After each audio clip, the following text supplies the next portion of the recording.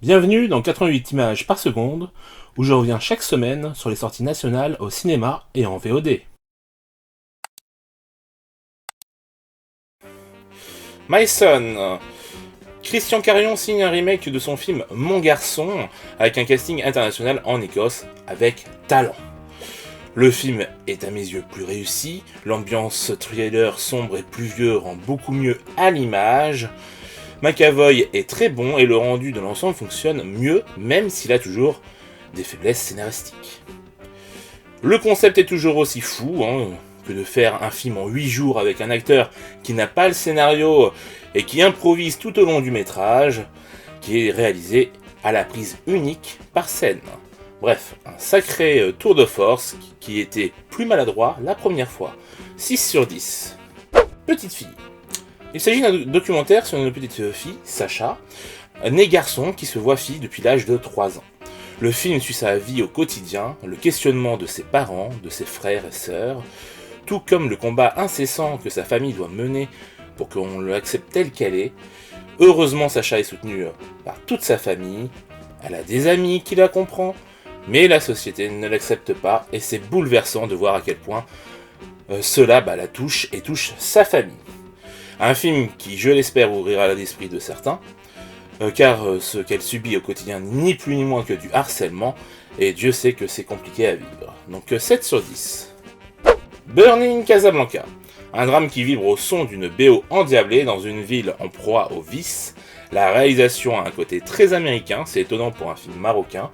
Le casting est bon, l'histoire est simple mais efficace malgré quelques longueurs. Mais heureusement que la musique rock nous ambiance tout de même. Bref, un bon film, 7 sur 10. Les Olympiades. Un film qui va diviser car le film est à la fois moderne en voulant parler de mixité sociale, mais rétrograde en usant de quelques clichés un peu limites parfois, du fait que les diplômes n'ont plus de poids, puis de différentes sexualités. Le film est très esthétique avec son noir et blanc, la musique de Rhône et un casting très impliqué. Bref, à vous de voir, 6 sur 10. Pingouin et Goéland. Et leurs 500 petits. Un documentaire passionnant sur un couple qui a donné vie à l'éducation nouvelle, aux enfants, à leurs idéaux. Malheureusement, le réalisateur est trop intrusif à mon goût, même si son rapport à cette histoire est également intéressante par certains aspects. Bref, sans ça, le film est vraiment bon, donc allez-y, 6 sur 10. The Harder They Fall. Après son moyen-métrage They Die by Down, James Samuel revient à nouveau au western avec ce revenge movie des plus classiques, si ce n'est qu'une fois encore le casting principal est afro-américain et que c'est plutôt sanguinolent pour du western.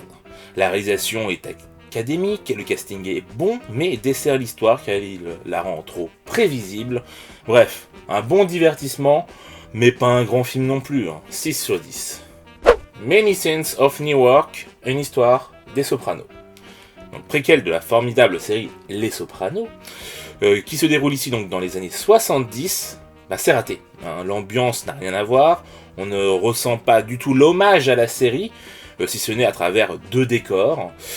Puis au lieu de raconter l'histoire à travers les yeux du jeune Tony, il est là sans avoir une grande importance, il ne serait pas là, et on me dirait que le rapprochement avec la série ne s'est fait que en cours de production, que je ne serais pas étonné. De plus, la réal n'a rien d'original, bien trop académique à mon goût, tout comme la photo. Bref, un film trop simple et pas à la hauteur de la série, 4 sur 10. Les Éternels. Un film dans la lignée des précédents films du MCU, pas si mal, mais pas d'une grande inventivité non plus. Visuellement, même si la réalisatrice a beaucoup tourné en extérieur pour le gros, en tout cas du travail, mais ça reste assez moyen quoi. Après à l'image de James Gunn et de ses gardiens de la galaxie, elle a bien géré cette équipe qui débarque donc pas de nulle part, en les rendant attachants et humains. Bref, ça reste mieux que Black Widow, malgré ses défauts et que ce ne soit pas si dingue, mais pourquoi pas. 6 sur 10. Si on chantait. Une comédie sociale qui résonne étonnamment bien avec notre époque, même si l'idée est quasi surréaliste et fait sourire, c'est surtout très agréable de vouloir renouer ce lien humain. Le casting fait l'affaire, le reste est assez commun, même si on regrettera un final un peu sec qui s'achève sur un freeze frame au plein milieu de la chanson titre, qui selon moi méritait d'être à ce moment-là la seule et unique chanson du film à être chantée en entier, mais bon, on n'a pas toujours ce qu'on veut. 6 sur 10. Love Hard. Énième téléfilm de Noël dont la romance s'inspire de Cyrano de Bergerac, avec une bonne dose de pop culture, un site de rencontre et des clichés en pagaille, et on a cette romance fleur bleue, assez peu inventive, il faut bien le reconnaître, mais qui arrive cependant à nous rendre attachants ces personnages et à vouloir que ça marche. De plus, le casting est intéressant et on passe un bon moment, donc 6 sur 10 tout de même. Finch, un road movie post-apocalyptique fort sympathique, avec l'homme le plus gentil du monde, à savoir Tom Hanks, dans le rôle titre. C'est très bien fait, Jeff le robot est magnifique, le chien est un superbe partenaire. Bref, vous passerez à coup sûr un très bon moment devant ce film, donc n'hésitez pas, 7 sur 10. Les lettres de l'angoisse. Film aux 26 sketchs n'étant pas très adepte de ce genre de choses, ça ne m'a pas beaucoup parlé, puis il faut bien dire que la qualité toute disparate des différentes parties fait qu'on a du mal à apprécier l'ensemble. Je salue toutefois la démarche et le fait d'être allé au bout de cette dernière.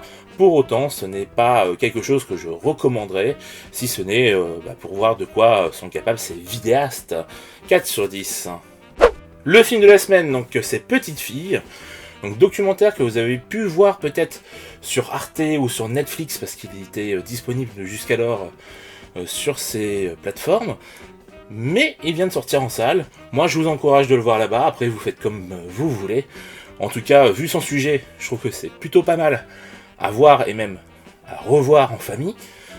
Donc n'hésitez pas à y aller tous ensemble. Bref, je vous dis à la semaine prochaine.